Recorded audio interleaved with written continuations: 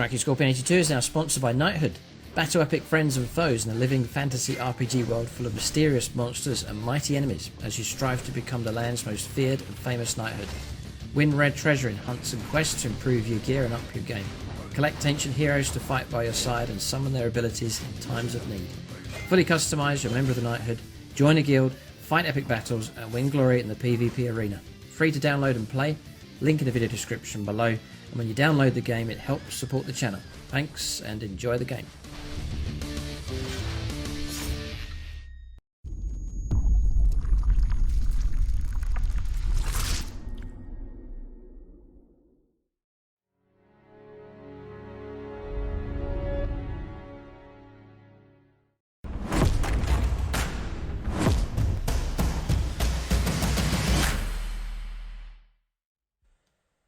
Right, welcome to this top 5 units video. It's for the Astra Militarum with their brand new Codex here. So, following the usual format for this video series, I'm going to take my top 5 choices for units, combining a number of factors. So, models that I like, rules as well that they play well in games, and they're going to help my army out if I was to go ahead and build an Astra Militarum force. So, we'll start at the bottom, start with number 5, and then I'll reveal the top choice towards the end of the video.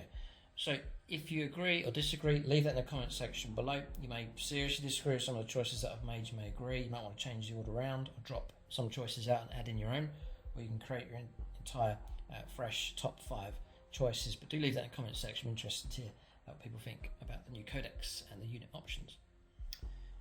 So then before we get stuck in, just to mention the channel sponsors, the Outpost. Do check them out for discount 40k. Be able to get a hold of your Astra Militarum stuff at discounted rate. There's free shipping available in the UK if your order is large enough as well. They also ship to the European Union. So, my impressions of the Codex is it's interesting. I've been listening to other feedback from the Codex reviews. There's some disappointment from people. There's a little bit of a lack of variety and so on. People have been talking about some options have gone, but generally speaking, people seem to be happy enough with the Codex. And a poll on the channel as well, people say that the Codex seems to be strong enough compared to others that are out there.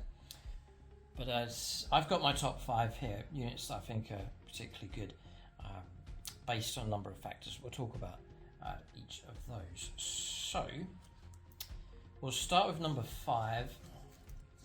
Now when I call these out, do bear in mind that I'm considering a number of factors here, not just picking the strongest unit for firepower, for close combat and so on, but the way the unit operates within an Astra Militarum army as well. So, I've got an honourable mention. It hasn't made it into the top 5, but I will give an honourable mention to one of the heavy support choices here for the Astra Militarum. This has been tough here because there's a number of units. The Manticore's pretty good, the firepower's dangerous enough. D6 plus 3 shot, strength 9 minus 2, straight 3 damage on that, which is really good. Yeah, it's this one here. So honourable mention to the Deathstrike. This is a dangerous unit for sure. Number of good things going on with this thing here. So the Deathstrike, normal loadout for the stat line here. So 11 wounds, toughness set of 3 up, soldiers with normal stat line, ballistic skill 4+. For the full lowdown on all of the units and all the rules, and I've done a 2-part Codex review, so you can check that out, give you all of the units and so on, but for this video it's the top 5. So, first thing is obviously the weapon. Now, it's all detailed down here. This is the whole reason why you're taking this thing. So, Deathstrike missiles, so just go through the rules for this. During the Master Army step, after you've seen your opponent's army roster, select one of the following warheads for the model to be equipped with. Make a note of that. So you're picking one of the warheads. So it's God Spear, Plasma Barrage, or Vortex warheads. So first of all, you've got variety, which is great. You get to choose when you're putting your army together. So align target, an action. In your command phase, any number of Deathstrike models from your army that have not launched their missile can start to perform this action. The action is complete at the end of your turn. So, for example, turn 1, you're starting to perform this action. So, ideally, you're probably going to be just sitting still, nicely positioned on the board. You place a Deathstrike target marker anywhere on the battlefield for the model that completed this action. So, you mark up, you light up your target. If a Deathstrike target marker is already on the battlefield for that model, for the model that completed the action, move that marker anywhere on the battlefield. So you've got an option to place the marker, say you do it on turn 1, perform the action, place the marker, and then if you're not happy with it on subsequent turns, then you can try and relocate it and move it, just again by performing the action. One of the strengths about this is that it is an action. It's not a roll up or roll off to see it's gonna. You're not rolling to see if it's going to happen, like a psychic test, for example, but it's just perform the action and then it happens. So that's good. It's a bit of a guarantee with that. And then you launch the missile. So in your shooting phase, when this model is selected to shoot, if it's not within engage range of enemy units, ideally you're placing this thing miles out of the way and out of trouble. Its Deathstrike target marker is on the battlefield and it's not launched its missile. You can choose for its missile to be launched. If you do so, resolve the relevant effect below for the warhead this model is equipped with. So the Godspear warhead, first of all. Roll 1d6 for each unit in 3 inches of the centre of the marker, so like a 6-inch radius in total. Just that kind of size. On a 2 to 3, this is for each unit. So there's some going to get a lucky escape like on a 1, but most are going to get hit by this one. The unit suffers 8 mortal wounds, which is very nasty indeed. On a 4 to 5, it's half a chance, it's 12 mortal wounds, which is insane. Then on a 6, it's 16 mortal wounds. Then remove the model's Deathstrike target marker from the battlefield. So that's sad. Very, very nasty.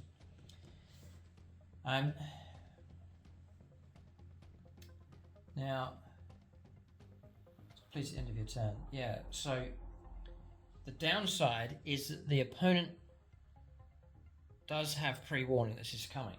So if you choose someone on the battlefield, people say, well, the opponent can just move out of the way. And so I wasn't going to put this as an honorable mention until I read some of the comments that people were saying. The other option is Plasma Barrage Warhead. Roll 1d6 for each unit in D3 plus 6 inches the centre of the model's Deathstrike target marker, subtracting 1 from the result if the unit is an infantry character. On a 2 to 3 unit suffers D3 plus 1 mortal wounds. So you've got the potential of going 9s, it is bigger.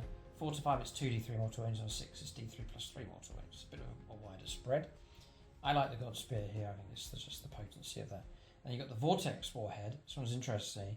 At the end of each of your shooting phases, if this model's Deathstrike target marker is on the battlefield, roll 1d6 for each unit in d3 plus 3, so it's smaller. The centre of the marker, 2 to 3 it's d3 mortal wounds, 4 to 5 it's d3 plus 1, and on 6 it's 2d3. Then roll 1d6, and 1 to 3 remove the model's Deathstrike marker from the battlefield, and 4 plus you don't remove it from the battlefield, but the marker cannot be moved. Using the aligned target action, see left for the rest of the battle. So basically the potential of it just to keep rolling from one turn to the next if you roll. I'm not so keen on that because you don't have the reliability. It's 50% chance you're not going to do it, and you've played out the points for something that's quite low impact. So I would probably take the Godspear. Now, first off is a question, and that is, how many missiles can you launch? Because the way it's worded, it doesn't say one use only. It's not in a profile. It doesn't say one use only. And I can't see anything here that says that once it's fired, it's gone. So it looks like potentially you could turn 1 perform the action, turn 2 let loose with the missile, turn 3 perform another action, and then turn 4 let loose with another one. Correct me if I'm wrong, but it looks like you can do that. So you could get 2 uses out of this thing, but I could be wrong on that. Do let us know in the comment section. Now the other thing with this, which has put it into the honourable mentions here, is some people in the comment section said, well, yes, the opponent knows where you're going to place the marker. They get pre-warning, the marker's placed and they can just move away. But why not put that marker onto like a home objective for the opponent? So when you're playing your primary objectives, hold objectives, so important for all the missions. Now you've got the ability just to put a marker on it, especially a Godspear warhead. You know, the potential of causing 8, 12, 16 mortal wounds on units that have the courage to stay on top of that objective. So, and what lines up nicely with that is on turn 1, people aren't scoring primary objectives anyway. So turn 1, you just light up your target.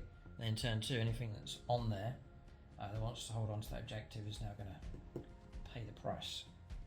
So, it's interesting, that one has the ability there for the Deathstrike missile. So because of objectives and the opponent's need to try and hold on to objectives, there is potency of this thing for sure. So, interesting. Got to think carefully about this one because it is expensive enough. It's 160 points.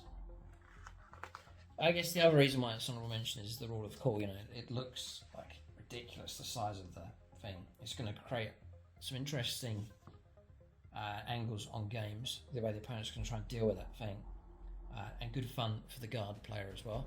And it gives you a bit of like firepower, commandery of the battlefield with superiority, bringing the biggest missile to the game. So Deathstrike gets an honorable mention. So number 5 is something completely opposite. And again, I'm choosing these because of their usefulness, and also choosing this one because of points value for these. At number 5 is actually your regular Astra Militarum infantry squads. You may say, well, that's a particularly weak unit, but the fact is, first up is the sculpt. Games Workshop have redone them. They look absolutely fantastic, so that's off to a good start with that. The next strong reason for taking them, I mean, guard armies are just a sort of your bread and butter type units here, but troops, infantry squad, is 65 points for the squad, which is ridiculously cheap for what you potentially can get. And you're just paying 5 points if you want to take a plasma pistol, wouldn't bother, and a power sword wouldn't bother with that either. So you're looking at 65 points time. That's 650 points. You know, 10 squads for 100 men. That's very, very cheap. Then you're obviously getting usual squad, 5 up save and so on, weak enough as it is. But then the strength of these is one guardsman's las gun can be replaced with one of the following. So you're not paying for this. You can take a flamer, grenade launcher, a melter gun, a plasma gun, or a sniper rifle. So you've got access to that war gear. It's not going to cost you any extra, which is fantastic. And then one guardsman can, if a las gun can take a vox caster, it's not going to cost you anything. The sergeant can take a chainsaw or a power sword. The power sword you have to pay for. Chainsaws you get for nothing.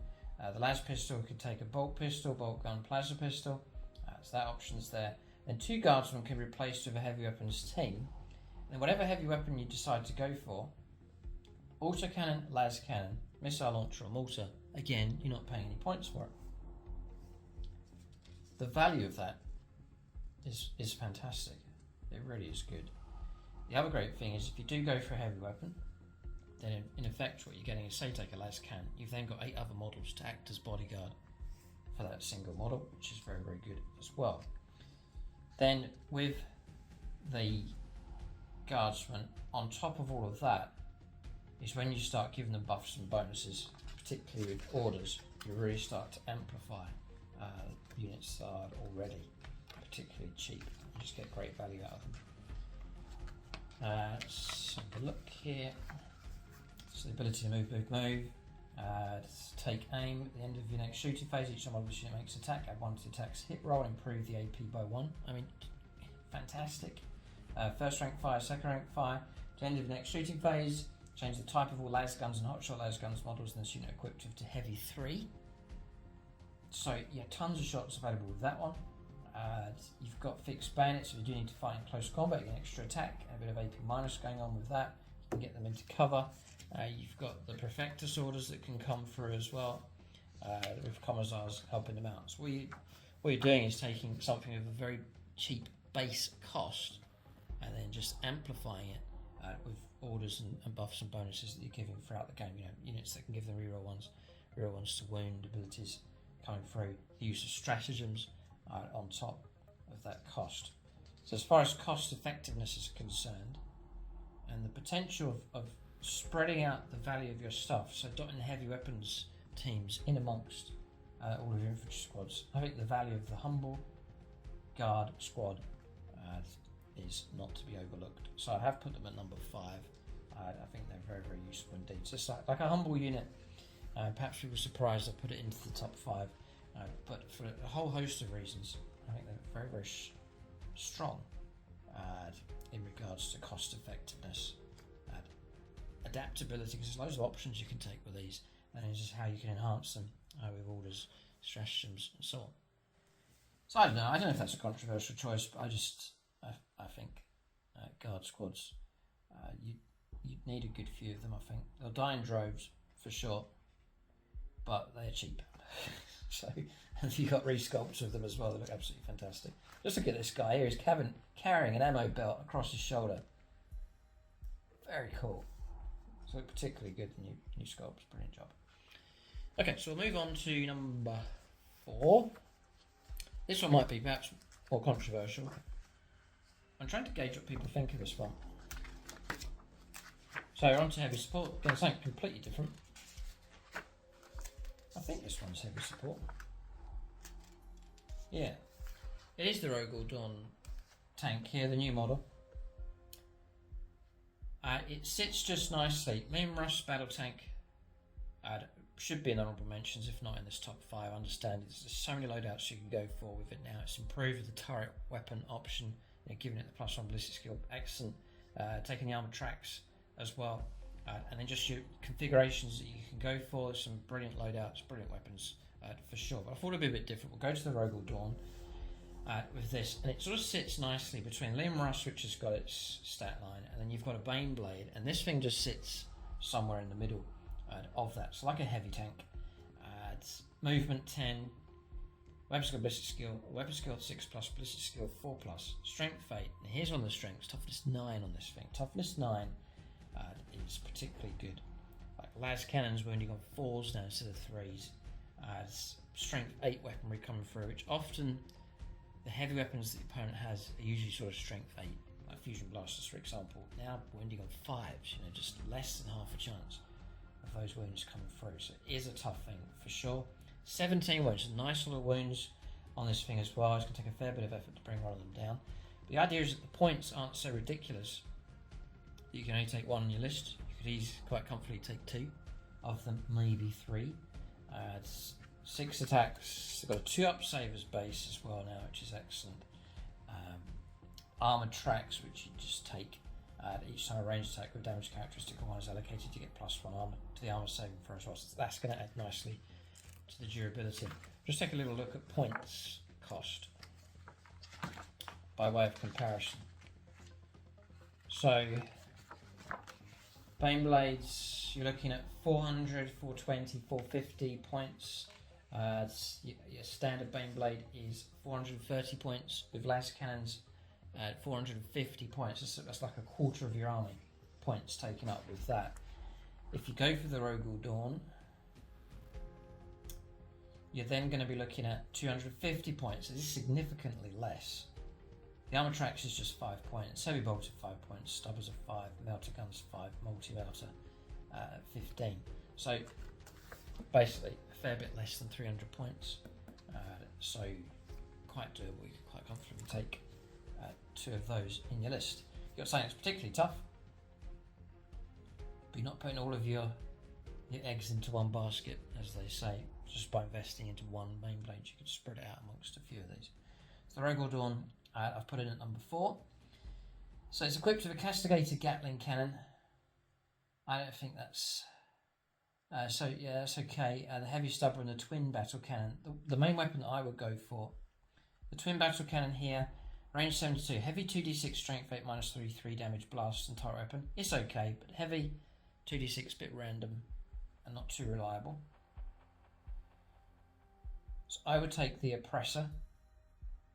It's got that nice heavy hitting weight to it, and there's one main reason why I would go for this one. It's range 90 inches, which is, the range isn't going to, not too big a deal because it's 72 for the twin battle cannon. Heavy d6 +3, so you're going to get 4 shots at least, potential of 9 shots. You're averaging about 6-7 shots. Strength 10. So if you're going to use it against heavier targets, then it's going to be 3s to wound those targets with strength 10, which is excellent. AP -3, which is good, and this is the main reason. Damage 4, so useful. There's a lot of stuff that's like -1 damage out there, or halve the damage and so on. But with damage 4, it just gives you that little bit more bite to the damage potential of it. And it's a nice solid 4, not D3 +1 or sort of random type stuff, but solid 4 damage. It is blast, so great against heavier targets, and it's a turret weapon, so you're going to crucially get those +1 to the hit rolls as well, sitting on 3s with that. So the Oppressor cannon, I think, is a solid choice for sure. Now on top of all that, you've got the twin battle cannon. You can take the Oppressor cannon and 1 coaxial auto cannon. So I've said no. Take the Oppressor cannon. It's also going to get you your coaxial auto cannon in with that as well. A bit of extra firepower available. The Castigator Gatling cannon can be replaced with one pulverizer cannon. So that's range 24, which is for 9th edition's fine. You're going to be fighting at close quarters. Heavy D6, it is a bit random, but strength 8 -2 and straight 3 damage. So if you do come up against a target, you think, right, I really need to bring this target down, and you don't want to rely just on the oppressor cannon and the auto cannon, you just put the pulverizer cannon into that target as well, and that's going to help you bring down the heavier targets. Then this model could be equipped with one of the following. So you can go for 2 melter guns. You now got even more armoured bite with that as well, or 2 additional heavy stubbers. If you need a bit of DACA, you can take that as well. This model can be equipped with one of the following: 2 heavy bolters or 2 multi-melters. Now, 2 multi-melters. That's crazy. And just let me have a little look here. Rogal Dorn. You do have to pay for it. I would take multi-melters. So now, on top of all that heavy firepower I've talked about, you've then got a multi-melter which has already been improved for a good while, giving it heavy 2. But now you've got heavy 4. You've got 2 of them. So you've got 4 shots now coming at strength 8 -4 D6 damage at half range D6 +2. So then if you really come up against something tough, then you can throw those shots into it as well. So now you've got D6 shots on the pulverizer, D3 +3 on the oppressor.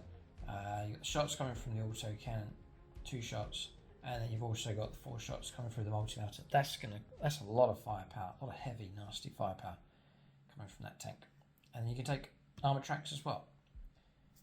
So I think what you've got is a bristling, dangerous amount of firepower. You've got a solid, well-protected gun platform. It's not going to survive everything, but there is a toughness to this thing for sure. And yet the points value is less than 300. Yeah. So you're coming in a fair chunk less than what you'd be paying out for something like a Baneblade and so on. So for those reasons, I think the Rogal Dorn battle tank is a brilliant choice to take. I'd either take multiple ones of these, or take one and definitely support with Limros battle tanks. Not just rely on just that, it does need support, it does need help. And so I'd either take Limros tanks in support, or I'd take other 1 or 2 of those and do it that way. The Rogal tank is highly recommended. And then the rule of cool, the model, in my opinion, and I've seen different opinions on the Codex reviews from people, but in my particular opinion of the Rogal Dorn is it's absolutely fantastic tank. It looks like the Pershing from World War II, and just fantastic sculpt. The whole idea of it, the layout, the crew, just a brilliant concept. And so I think it's an excellent addition to the Astra Militarum. So that's the 2 so far. Infantry are quite contrasting to each other. The infantry squads for your hard work, holding objectives, performing actions, firepower support, points value on them is fantastic. You can take some Rogal Dorn battle tanks and then flood your list with cheap guard units. Bristling with las cannons to support these, and then also with the light weaponry to deal with hordes and so on. So that's a good combo. You got your heavy tanks, hordes of infantry, and you're off to a flying start. So those 2, I think, are strong choices. So now for something, I guess something a bit different here to these 2. So the Kasrkin here. There are some great things going on with these. First up is the resculpts. I've been waiting for them for so long. The resculpts come along. They look absolutely fantastic. The posing on them, the weapon options, just the whole look of them, they look absolutely fantastic. I'm sure it'll be a joy to paint up. And then when you've got your armour, you've got your heavy weapons, your tanks and so on. You've got your light infantry to do the hard work around the table. But then sometimes you need infantry with a bit more durability and so on, and a bit more stickability, and Kasrkin fill that gap quite nicely, and it's a great time to get a hold of them because the resculpt's been done. You don't have to try and track down the old resin or metal models anymore. You can now get a hold of these, no problem at all. So the idea is, you've got your cheap infantry, your regular infantry squads, you're going to be saving points. You can start to invest in a unit or 2 of these, and this is some point on the battlefield where you need them, then you can bring these in to help out. So the Hotshot las gun, first up, range 24, rapid fire 1, strength 3, but it's AP -2, so something with a bit of AP- bite on it. The marksman rifle, the sniper rifle option is particularly good. You can ignore lookout, serve it. 6 inflicts a mortal wound just like normal. It's a heavy one. But strength 4 -2 and straight 3 damage. Picking on characters is pretty good. So you can load these out here. I'll just cover this. So you can take up to 10 of them. We have to take a squad of 10. Ballistic skill crucially is 3+. Nice bit of reliable ballistic skill coming through. Their armor save goes up to 4+, which is really good. They get an extra attack as well. So there's some flexibility with these. Up to 4 Kasrkin mod troopers have their hotshot las guns replaced with the following: so flamers, grenade launcher, hotshot volley gun, and melter gun, plasma gun. So special weapons teams are gone for guard, but you could go semi-specialist with these because you can take 4 melter guns, which is excellent, or 4 plasma. You can also stick a sniper rifle in there as well, even on the move, hitting on 4s. You can take a melter mine. I'll look up the rules for that. I think these are your specialist type squads. And you use them for your sort of designated tasks. So it's actually a stratagem. So during the fight phase, melter mine unit. Select one enemy vehicle or monster with an engagement range of that unit, roll 1d6. On 2 to 5 it's d3 plus 1 mortal wounds. On 6 it's 2d3 mortal wounds. A couple of units equipped with those wouldn't do too bad, especially trying to finish off vehicles that are already damaged and so on. So the melter mine option gives you something that you can use against. It says here vehicles or monsters actually, you can use it for that. We'll have a little look at points, just to give you some kind of idea of what to expect. Seconds. Yeah. Oh. They're cheap. They're ridiculously cheap. 100 points. And again, all you're paying for... Right, okay. Yeah, these are definitely number 3. For 100 points, all you're paying for after that is plasma pistol or power sword. So within that, they're doing the same thing again here with the infantry squads. So Kasrkin, for all these upgrades that we're talking about, you're not paying any extra points. So you can take 4 melter guns, not pay any extra, just 100 points a time. So yeah, I'd run these for sure. So there is a doctrine that you can take that lets you put side by side transport vehicles, move, and then disembark after you've made your moves. That would be particularly effective with these. So you've got melter guns, for example, ambushing vehicles, those kind of options. So there's loads of potency with these. So, and then on top of that, stuff like all your orders and so on, just to amplify these units and their core. Yeah, and they're so cheap, it's to the point that you could... I don't know, I wouldn't run one squad, I'd run multiple squads of these. Stick them in chimeras. Yeah. Yeah, okay. Whoa, let's see, look at the flexibility here. I'm looking at this, Warrior Elites. When you add this unit to your army, you can select one doctrine from pages 60 to 61 that no other unit from your army has. This unit has that doctrine in addition to all the others.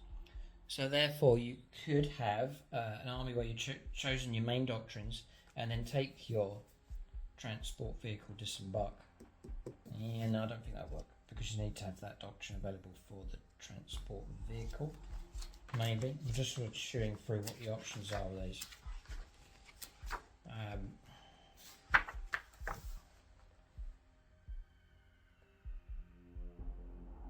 No, I think you can. So units of this doctrine gain the mechanised keywords. So you could choose whatever doctrines you want to go for the rest of your army and then specifically give these the mechanised keywords. The unit gains it. Units of this doctrine can disembark from a transport model, excluding aircraft, after the model has made a normal move. But if they do so, such units cannot be selected to move again this phase, and neither they nor the transport vehicle are eligible to declare a charge. You can't charge afterwards, that's fine, but you could use them for real sort of move quick ambush type options with those. Yep, and I would just stick them inside chimera vehicles, go hunting with them. Yeah, you could pair them up, so double chimera, double squad.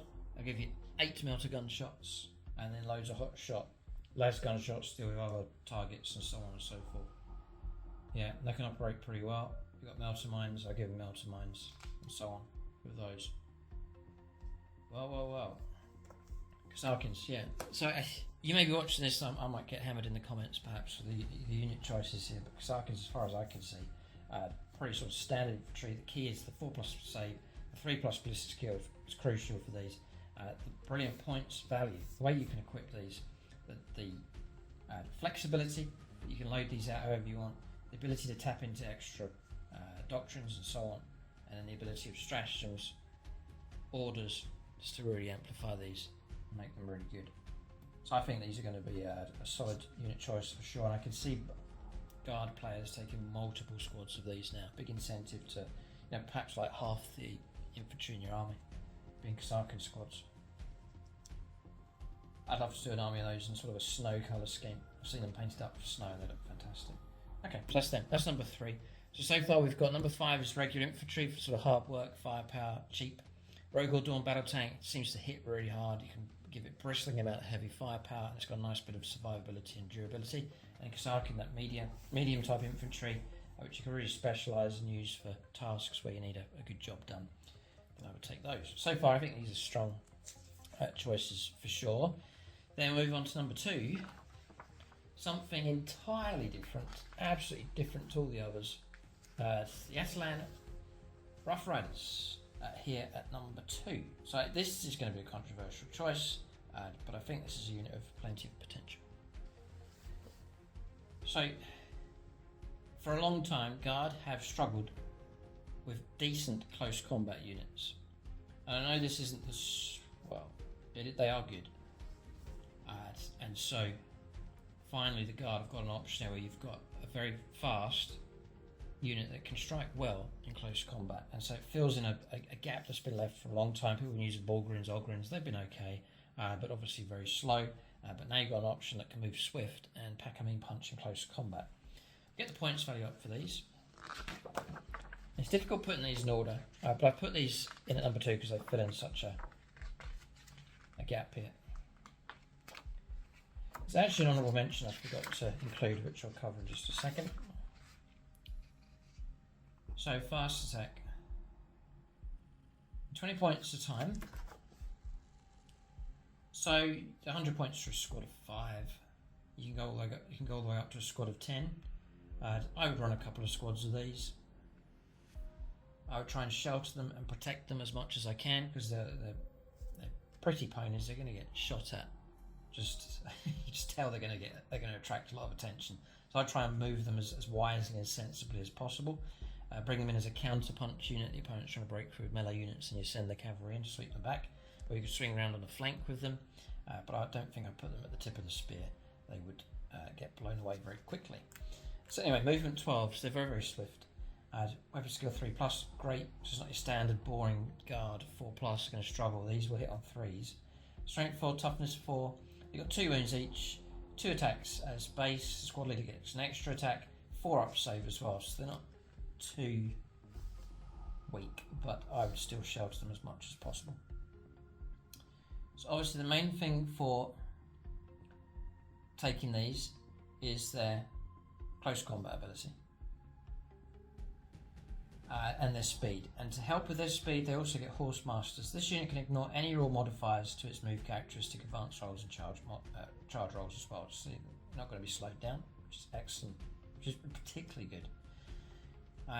The other thing, Rule of Cool, the models look fantastic. It's a great celebration to have the Rough Riders back. Games Workshop has sculpted them, I think, faithful to the originals, considering the time gap that's gone on from when they used to be available till now. The Games Workshop, even with the colours and so on, they've been faithful with these, so I'm particularly happy about that. Gives hope for the other Guard regiments being resculpted and making a comeback as well. So I'm just really loving the Rough Riders here, so sort of in celebration mode with these. So the swift move with them, and then the ability to strike in close combat. They get scything momentum. So in the fight phase, if this unit made a charge move this turn, the unit until the end of the phase, you get +2 strength, so nice high impact troops here as well. So the main reason for taking them is a close combat weapon. For every 5 models in the unit, you can take a goad lance, and the Rough Rider can take a power saber. So the power saber is +1 strength. So if you're fighting at strength 5 actually, and +2 on the charge, you -3 2 damage. You get an extra attack. So the sergeant's going to be getting 4 attacks. But the main thing is the hunting lance. So you actually get to pick which type to use, and that's not pre-game, but at any point in the battle, depending on what you're fighting against. Now you've got the diversity as to what they can use. So you've got the frag tip, strength user, so strength 4 or strength 6 on the charge. You got AP -1, and then each time attackers made this weapon profile, a hit roll scores 2 additional hits. So if you've got 10 attacks coming through and you hit with 7, you get an extra 14 hits coming through. It's brilliant. And you may well find a use for these in clearing screens out of the way, or swinging around, sneaking around, clearing out objectives. The opponent's got some light infantry on objectives, send in the Rough Riders and they just clear that objective for you nice and swift. I think units of 5 would operate fine. But again, the key for success with these is not to get them thrown away, because the opponent will go after them, so I'd hide them, use them wisely as much as possible, not just throw them away, charging up the table and just getting shot to pieces. I try and be as sensible with them as possible. And then the melted tip is the other option. So with that one, you're on +2 strength. So now on the charge, you're fighting at strength 8. It's AP -4, which is fantastic, and then straight damage 3, which is brilliant. They can down a vehicle. Yep. And then with all of that taken into account, fantastic. And then on top of that comes the goad lance. So for every 5 models, you can take a goad lance. Again, +2 strength. So you're fighting at strength 8. AP -3, which is excellent. Damage 2, which is great. And each time attack is made with this model, a successful hit scores 1 additional hit. And each time attack this weapon is allocated to a vehicle model, that model's unit suffers 1 mortal wound in addition to any normal damage, and that just tips it over to make these fantastic. So you've got so much stuff, so much good stuff going on with these. First is their return to 40k, the resculpt, fantastic. The cavalry in 40k, which is brilliant, absolutely brilliant. They fill that gap for the guard who are needing a close combat option. They're fast, very, very fast across the table. Got the reliability. They're geared up for close combat, and they are armed to the teeth here with some fantastic options. The frag, or the hunting lance, is brilliant. So the downside to them is they're a bullet magnet. They will attract attention, and they can get blown away and dealt with quite quickly by the opponent. Obviously, you've got the goad lance now, which you would keep and save it till last. I'm just checking. For every 5 models. Yeah.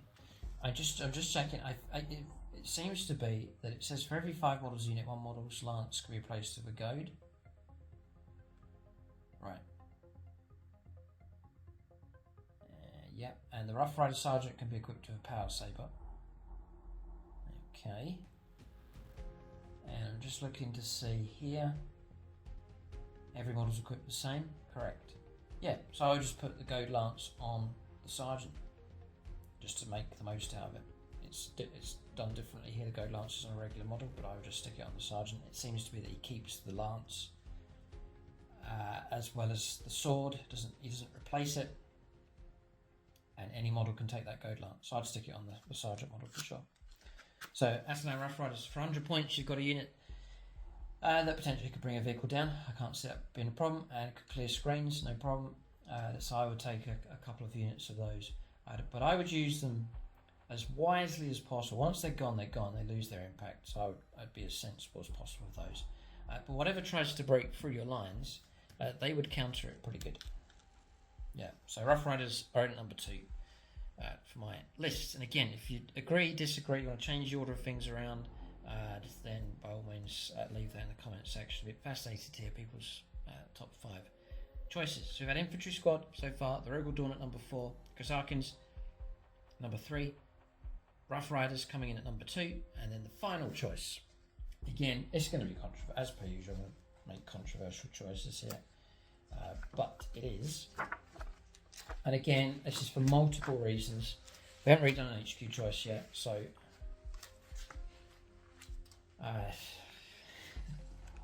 it's this one here. It's the all-singing, all-dancing, prancing pony, the Lord Solar Leontus here. And again, multiple reasons for taking this thing. But if you start to stack up all of the abilities that this guy has, it's a solid choice. So,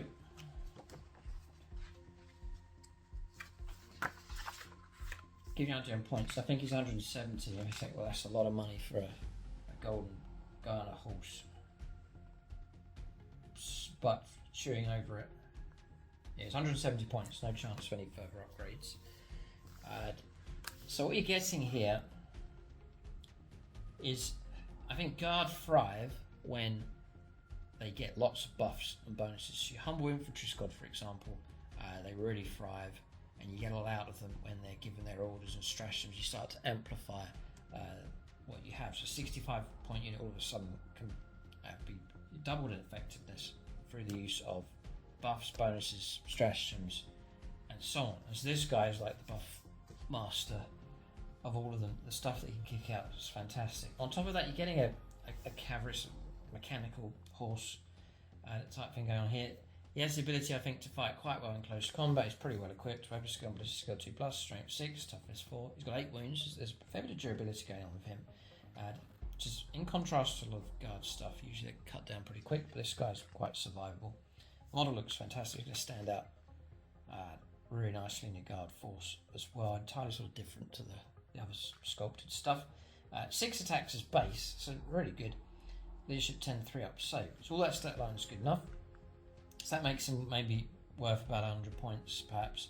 And then the rest of the value comes in what he can do. He's got the Soul's Righteous Gaze, range 12, pistol 2, strength 8, -3, 3 damage. A bit of a bonus going on with that. At least he can shoot something, because he is at ballistic skill 2+.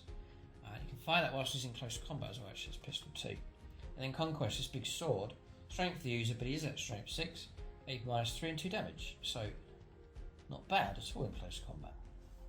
Then he's got Voice of Command Regimental Tactics. So here it comes. The Artificer Refractor Helm. He's got a 4+ invulnerable save. That's going to add to his durability quite nicely. And then you're halving your damage against him as well. So nice. Personally, I would try and keep him out of combat as much as possible. And taking him primarily for the buffs and bonuses that he can kick out. And then only go into combat if you really think he's not going to be brought down and you really think you've got a chance of actually winning the combat. Not like a 50-50 or throwing him in, but try and keep him out of trouble. The other thing is his ability to move quick. Being the horse, you can relocate nice and quickly, which is great. So, the Collegiate Astralex. So after your opponent has revealed their secondary objectives or agendas for a battle, if your army contains this model, you can choose to change one of your secondary objectives or agendas from the normal roles, so you can switch out some tactics. If you do not choose to do so, or if your battle does not use selectable secondary objectives or agendas, at the start of the first command phase you get a victory, or you get a command point coming through. So a little bit of tactical stuff going on with him. Then Heroic Senior Officer, it's an aura ability. So after for any Astra Militarum core units within 6 inches of this model, she's got like a 12-inch bubble going on, so that kind of size. You can stretch out nice sort of core units across there to receive those bonuses. I just want to have a little look at who is core. Yeah, heavy weapons squads are core, for example. So mortar teams, for example, las cannon teams. Not your tanks, not your Borgrens. Rough Riders are core, so you could join them on the charge. Maybe you could do that. I think it's more of a value just in the heart of, right in the heart of your army, but you could send him out on a cavalry action. Perhaps the Kasrkins, which we talked about, they're core, so they'll get it. And then all your infantry squads. Yep. core, and so on, so they're all going to get it as well. So it's going to work in amongst those squads quite nicely. So each model makes an attack. Reroll hit rolls of 1, fantastic, and reroll wound rolls of 1. So there's a lot of rerolls there. If you position him well, and you've got multiple squads lined up, so say you've got a double squad of mortars lined up, and he's sitting there in the middle. Then in front of him is 4 infantry squads, all with las cannons, sniper rifles and so on. Rerolling ones to hit, rerolling ones to wound, across the board. He's soon going to start paying for himself quick enough. Lord Commander Solar. In your command phase, you can select one for any Astra Militarum core, Astra Militarum character, or battle tank within 6 inches. To the start of your next command phase, each time model in that unit makes an attack, you can reroll the hit roll. So now he's going to grant reroll hit rolls to a unit of your choice. So you've got that flexibility. You're going to pick whatever unit you want. You can reroll your hit rolls. And if the unit's a core unit, you can also reroll the wounds. So now you're rerolling hits and wounds for a particular unit to really help them out. So I mean, think of it like a heavy weapons team, for example. That's fantastic. Really, really good. And then, on top of that, in my opinion, if you position him well and you've got all your auras lined up, units nearby, and you have him sitting in the heart of your force, and he can move out, counter-attack if he really, really needs to, but there just to use his buffs and bonuses. On top of that, this model knows regimental orders, Prefectus orders, and mechanised orders, so you can kick out orders to all 3 types. In your command phase, it can issue up to 3 orders, in addition to the normal units that be selected for regimental Prefectus orders. This model can issue regimental Prefectus orders to friendly infantry officer, Astra Militarum units. In addition to the normal units that can be selected for mechanised orders, this model can issue mechanised orders to friendly officer and super heavy units. So, if you've got him well positioned and he's chucking out a nice big reroll ones to wound, reroll ones to hit, he's blessing a core choice with reroll hit rolls and reroll wounds, or another unit's not core with reroll hit rolls, and on top of that he's just chucking out orders all over the place from one turn after. That's like 15 orders during a game. Then the 170 points is well worth it, because he's just amplifying all these other units that are nearby. So that's the reason why I put him at number 1 here. Just a particularly strong choice, just for enhancing the heart and core of your army. So you may seriously disagree with that one. He's got durability as well. He's got his invuln save, he's got 3 up save, 8 wounds to try and get through on him, and then he's got a bit of close combat as well, and so that makes him just the all singing, all dancing, the golden pony here for the Astra Militarum. And then the rule of cool, sculpt wise, something completely different to the rest of the guard. So a nice sort of focal point for your army, the type of model you'd spend time painting up just to make him a nice part of your force. So there it is. That's the top 5. Probably controversial. Be interested to see what people have to say in the comment section. By all means, change the order of stuff around that I've selected, or drop out units, and then put your own selections in. Come up with your entirely different top 5 for sure. My top 5 is Infantry Squad, Rogal Dorn, Kasrkins, the Rough Riders, and then the Lord Solar Beyontis option being taken. So nice spread of different units. I did say there was an honourable mention, which I've just remembered. And it's this unit here. Something entirely different. Yeah, it's the Shadow Sword. They already have received a bonus, the super heavy tanks, but it's the weapon.